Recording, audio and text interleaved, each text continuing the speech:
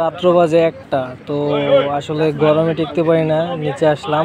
এখন আসার পর আমি নজরুল, রিয়াজুল ভাই 3জন ধানমন্ডি লেগে আসছি। তো আসার পরে এখন এইখানে এক লোক মানে খুবই ক্ষুধার্ত, তো তার সাথে দেখা হইলো নজরুলের সাথে। তো নজরুল ডাকলো, ডাইকে নিয়ে তাকে এই যে একটা চানাচুর দিল ধরে, সে খাইতেছে। তো একটু ভালো করে দেখেন তার থুতমাটা, এই যে আসলে লোকটা কিন্তু সে, তার নাকি বাসা বরিশাল। ভাই আপনার বাড়ি কি বরিশাল? বরিশাল না, তো উনি থাকে নাকি বলে মোহাম্মদপুর থাকে নাকি, ওই যে মোহাম্মদপুরের ওই যে গল্লি আছে না, ওই ছিনতাইকারী মারি। তো এই ফেসটা চিনে রাখেন, যদি কখনো গল্লিতে দেখেন তো সাথে সাথে তার মোহাম্মদপুর থানায় ধরিয়ে দেবেন, ঠিক আছে একবারে। অরিজিনালে কিন্তু সে মানে খুবই ক্ষুধার্ত, সত্যি কথা। সে অনেক ক্ষুধার্ত, বিশেষ সারাদিনে নাকি কোনো খাবার পায় না।